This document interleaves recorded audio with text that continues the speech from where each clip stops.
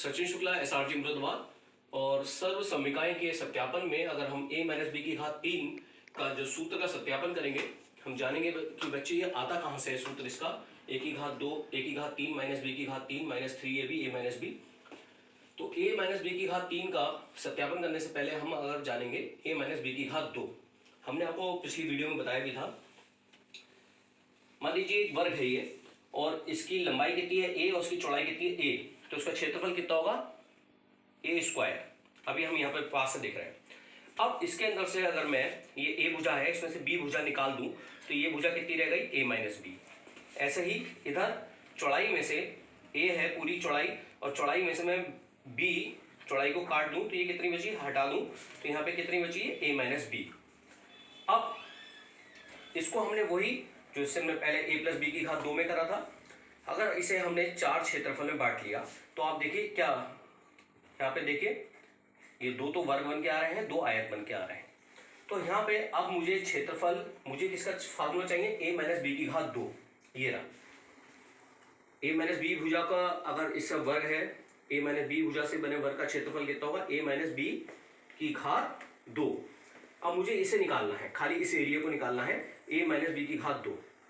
a minus B की घात 2 का मतलब क्या हुआ, अगर मैं पूरे में से a भुजा का वर्ग है, a भुजा का वर्ग आगे आके देख सकते हैं आप, a भुजा का वर्ग है और a भुजा के वर्ग में से अगर मैं ये 3 टुकड़े निकाल दूं 1 2 3 तो मेरा a माइनस बी की घात 2 का फार्मूला आ जाएगा।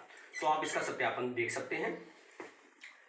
अब a माइनस बी की घात 2 का मतलब क्या हुआ कि इसमें से ये 3 टुकड़े मैं निकाल दे रहा हूं। पहले मैंने क्या निकाला,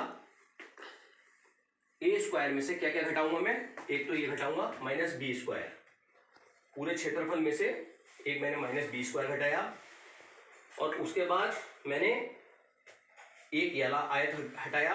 देखिए माइनस इसका क्षेत्रफल कितना होगा, इसकी चौड़ाई कितनी है, इसकी लंबाई है b और चौड़ाई कितनी है a माइनस बी, तो कितना होगा b a माइनस बी। और ये वाला टुकड़ा भी मैंने इसका हटाया तो ये भी कितना होगा minus B a minus B. अब इसको हम गुणा करके देख लेते हैं, a स्क्वायर की जगह a स्क्वायर, b स्क्वायर की जगह माइनस बी स्क्वायर। अब माइनस बी की जब a से गुणा करें तो कितना होगा माइनस ए बी या बी ए, बात एक ही है कि गुणा में क्रम विनिमय का नियम होता है। अब माइनस बी की माइनस बी से गुणा करी तो पहले चिन्ह की गुणा हो गई, चिन्ह की चिन्ह से गुणा हुई, माइनस की गुणा माइनस से प्लस और बी की गुणा बी से plus B square. Minus B की जब a से गुणा हुई तो माइनस बी ए और माइनस बी की जब माइनस बी से गुणा हुई प्लस बी स्क्वायर। अब इसमें हम देख सकते हैं माइनस बी स्क्वायर से प्लस बी स्क्वायर कट गया तो सूत्र क्या बचा, a स्क्वायर की जगह a स्क्वायर, एक ये वाला बचा b स्क्वायर और यहाँ पे हम देख सकते हैं कि 2 बार क्या बचा ए बी, बी ए को ए बी लिख सकते हैं क्योंकि गुणा में क्रम विनिमय का नियम होता है। तो माइनस 2ab, तो हमारा a माइनस बी की घात 2 का सूत्र क्या हो गया, a square plus B square minus 2ab। अब इसी के नेक्स्ट पार्ट में हम a माइनस बी की घात 3 के विषय में जानेंगे। तो a माइनस बी की घात 3 के विषय में जब हमने जाना तो वही चीज हमें करनी है कि सबसे पहले तो हमें पूरा हमने वही करा, अब इसे हमने घन के रूप में बना दिया, यानी ये घनाव बन गए हमारे। अब हमें किसका सूत्र निकालना है, a माइनस बी की घात 3 का सूत्र निकालना है।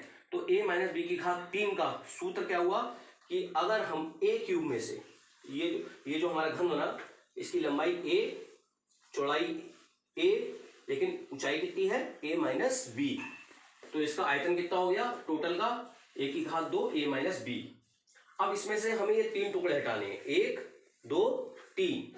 अब देखिए इन्हें हटाने के लिए सबसे पहले मैं इस वाले टुकड़े को हटा रहा हूं। इसका आयतन कितना हो गया देख सकते हैं आप, इसकी लंबाई b, चौड़ाई b और ऊंचाई a माइनस बी, तो इसका आयतन कितना होगा b गुणा a माइनस बी, तो यानी b square a minus B. ये हट गया, इस वाले को हटाया मैंने, इसकी लंबाई कितनी है b, देखिए इसकी लंबाई कितनी है b, इसकी लंबाई है a माइनस बी, चौड़ाई भी a माइनस बी और ऊंचाई कितनी है b, तो फार्मूला इसका आयतन कितना हो गया b a minus B a minus B. ये दोनों घनाव जो हैं इनके आयतन सेम है, तो इसका भी जो इसका आयतन है इस घनाव का वैसे ही आयतन इस घनाव का हो गया। इसका भी आयतन कितना होगा minus B a minus B और a माइनस बी। अब इसे हम सॉल्व कर लेंगे, a स्क्वायर को की गुणा ए से हुई ए क्यूब, ए स्क्वायर की बी से गुणा हुई A square B, minus B की ए से गुणा हुई minus B square A, minus B square की बी माइनस बी से गुणा हुई minus minus plus B square की बी से गुणा हुई बी क्यूब।